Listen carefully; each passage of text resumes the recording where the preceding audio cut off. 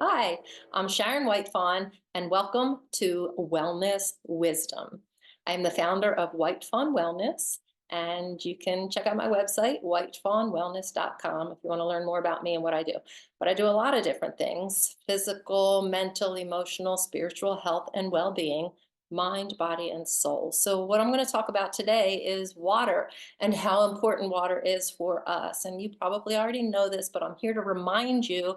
I feel like I'm on a mission to help people stay hydrated and really understand the value and the importance, the necessity of water in our lives. So, yeah, so water.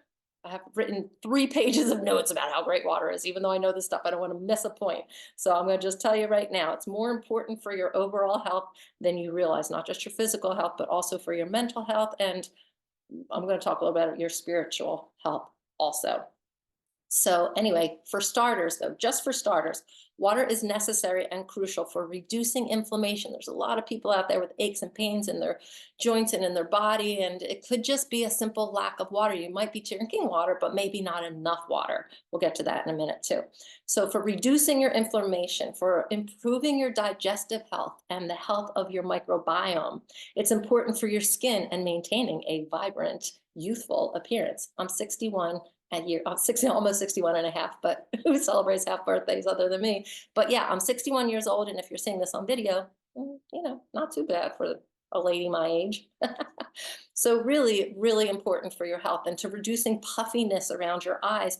Your skin is the largest organ of your entire body. So start there with just that concept of, let me at least give the largest organ of my body enough hydration each day. Every system and organ in your body, though, needs water in order to function properly. I know so many people that are having gallstones, kidney stones, and things like that. I'm like, no, just make water part of your daily living. I drink at least 2 of these. First thing in the morning, I drink one completely, 32 ounces. And throughout the day, or the earlier part of the day, I'll drink a second one.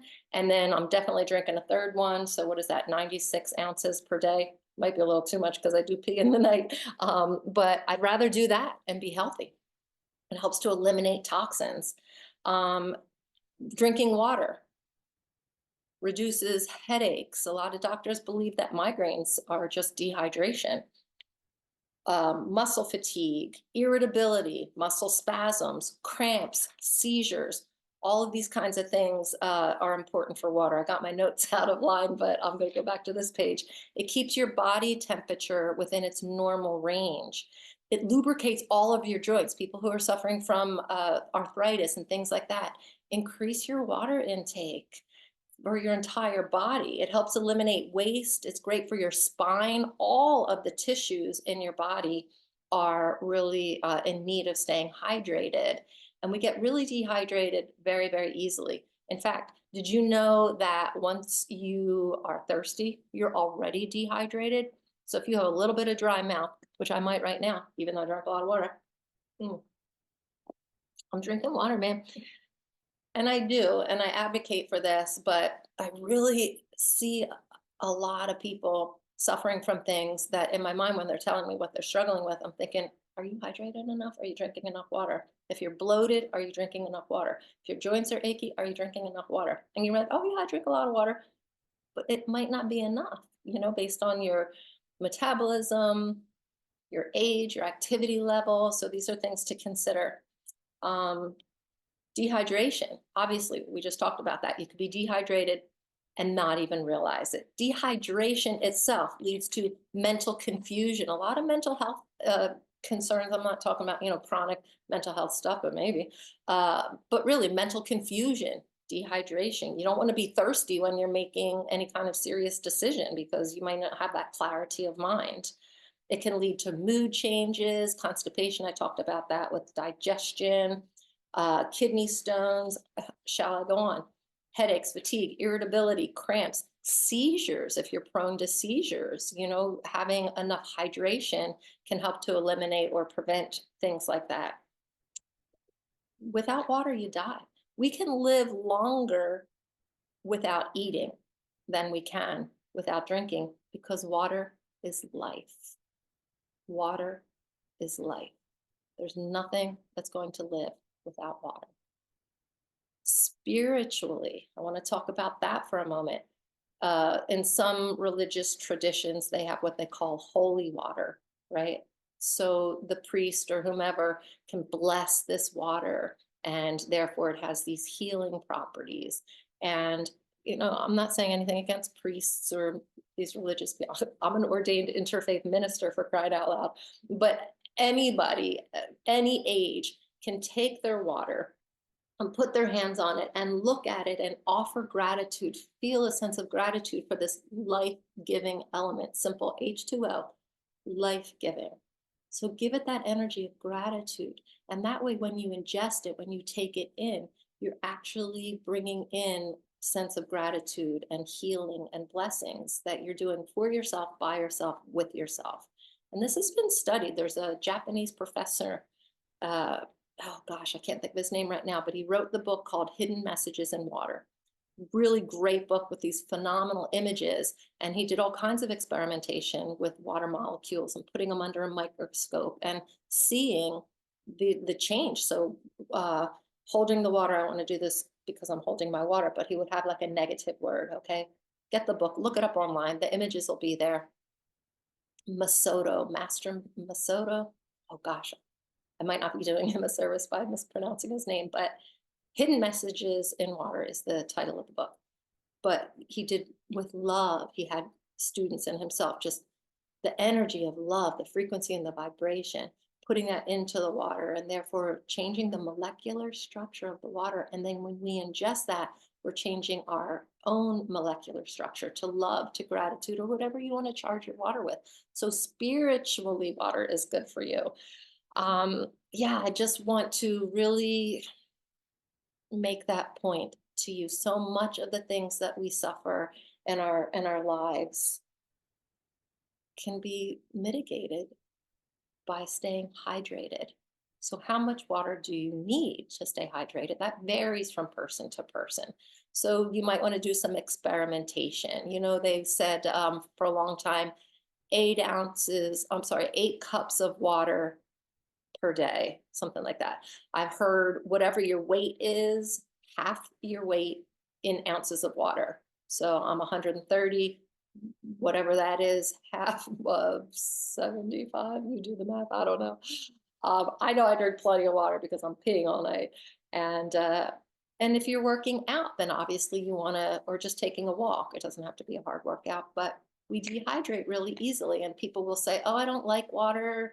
It's boring. It doesn't have any taste. So you know what? Squeeze a little lemon in it. Squeeze a little bit of orange in it. Drop some cucumbers in there. What are some other things you could do?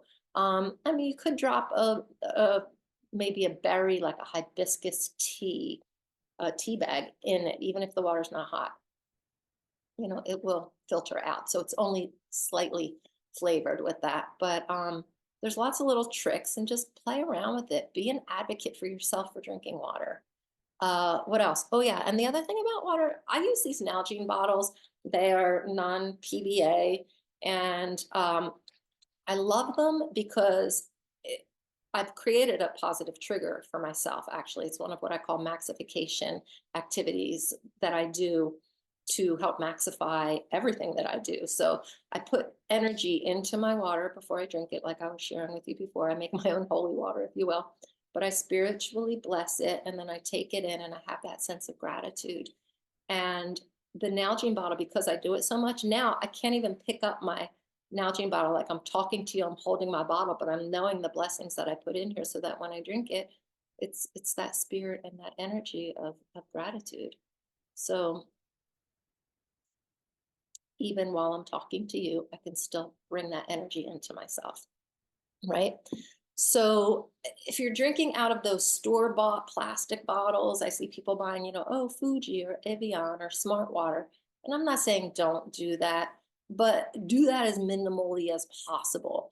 Get a stainless steel water bottle or a bunch of them and have them around. That's one way that you can increase your water intake. Just keep one in the car, keep several in your house, put one in your bedroom.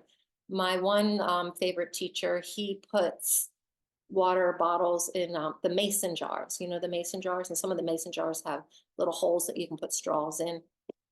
Whatever it's going to take, like trick yourself into drinking more water. Decide, hey, before I eat my dinner, I'm going to have 1 glass of water. Or, when I first wake up, have one next to your bed. So you're like, you know what, I'm going to drink that before I even leave the bedroom. Different ways that you can trick yourself. So you're creative, you're smart, you already know this. I'm just here to remind you how important it is to stay hydrated and to make yourself, your health, your physical health, your mental health, and your spiritual health a priority. And in one way, it's as simple as increasing your hydration. So I wish you well, my friends. And if you want to reach out to me, you can email me, Sharon@whitefawnwellness.com. And I'm just here to offer help and support for you for being healthy, fit, and well, mind, body, and soul.